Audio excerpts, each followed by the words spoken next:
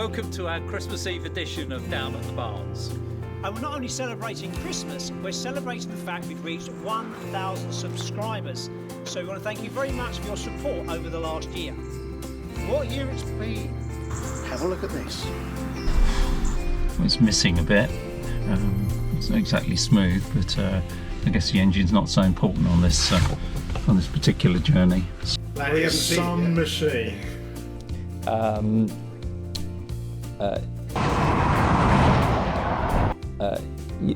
No, start again. Oh yeah, the tyres rub a little bit when you go over a big bump. Have you had a Jaguar before yourself? No, but I used to steal other people's, like my mother's. 450 miles an hour. Wow. So my dilemma is, which one do I convert? I think it's what you might need, Les. Then brake off, and off you go. I've got a 1963 3.8. What's that? E-Type Jag. E-Type Jaguar. Get a new bit of this, I'll take it, Les. Yeah? I hope that you like this, because this is the motor that's going to go into your car. It's closer. You just need a bit of a power bulge in the volume. Unbelievably, yesterday I filled up the Stag with E10 fuel. He's putting me off, go away. So we believe this is going to be one of, if not the fastest car on the grid. Or go electric, of course. So, off we go. Or not.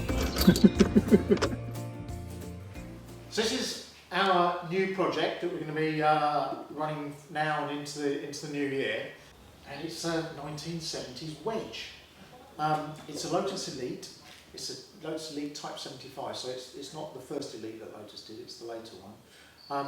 This is a P-Reg, so it's 1975. These started production in 1974, so still quite an early model. It would have had a 2-litre twin cam engine in there, probably 155 horsepower, coupled up to either a 4 or 5 speed box. But when we got it, it had already been converted to electric. So you ask, why are we going to electrify it again? So this was the what we took out of the car. It's got a US D&D motor in there, sort of thing that's probably used in golf carts, maybe forklifts, that sort of thing. Ran at 110 volts, was connected up through the clutch into the gearbox. So that's the original gearbox for the car, straight into the prop shaft, out to the rear axle. Then inside the car, to power it, it had some leisure batteries, sort of thing that you'll find in your caravan, if you have a caravan. So they're 12 volt, pretty standard batteries. Some hefty cable, right? I mean, this is big cable because it's got quite high current. It's running low voltage. Then inside this box of tricks, contactors, fuses. That's a pretty cool contactor there. Throttle and the motor controller and some household RCDs as well. So, as I say, certainly not the way that we would do it, but for an amateur install 10 years ago, I'm not surprised. It's this technology that was available to people, right? So, what are we going to do with it? We're going to fall back on our trusty 310 Newton meter, 120 kilowatt motor. But to spice it up a little bit, we're going to put it through a 2-to-1 reduction box, which means that we'll get 600 Newton meters coming out the back of it, connect up onto the prop shaft, and go straight into the rear axle. The motor will mount pretty much flush with the scuttle, and then we've got lots of room to fit the battery in. We're looking at a 44 kilowatt hour pack, split front to rear, try and help the weight distribution. And that'll be good for about 150, 160 miles. We'll put CCS fast charge on it, charge it up in about half an hour. Be a great fun car. 0 to 60, about 6.1, 6.2 seconds. Maybe, depending on the gearing, we could get it under 6. The original car was about 8.5, so big improvement there. Top speed, similar to the original car, about 120, 125 mile an hour if you want to go that fast in this thing. But yeah, I'm really looking forward to it. It's going to be a different challenge to the E-Type. You know, it's much more. It's a different kind of car, right? It's slightly more modern. I don't think we need to be quite so pedantic about the way that we've kept the originality in the E-Type. I think we're a little bit freer in this car, and you know, hopefully we can create something that the owner can really enjoy and use every day. And we finally got the E-Type running, so let's take it out.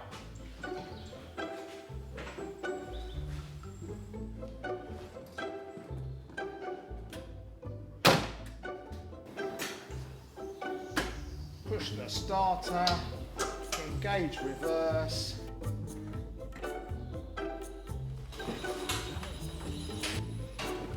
To finish off the car, Nick takes the E-Type over to the other barn to have the mount and bonnet refitted.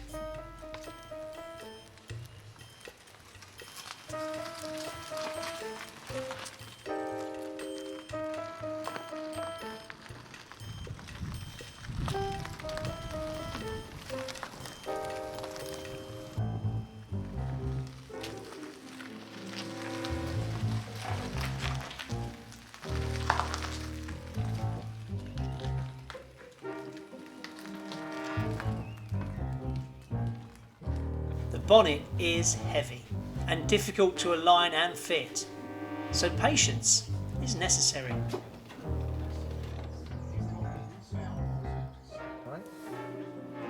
Yours is behind it, this one's in front.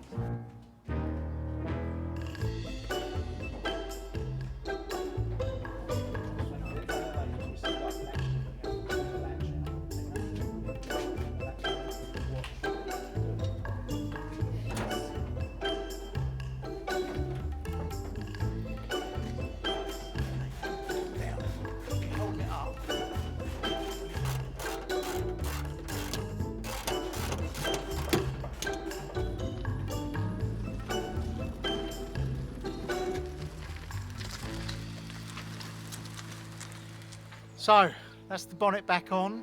Quite liking the drive in this.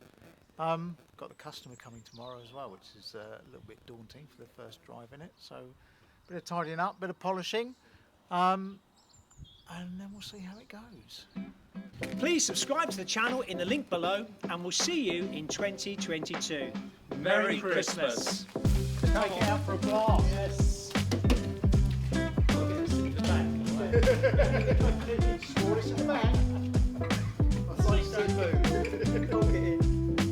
You can check out all our previous episodes simply by clicking on the link.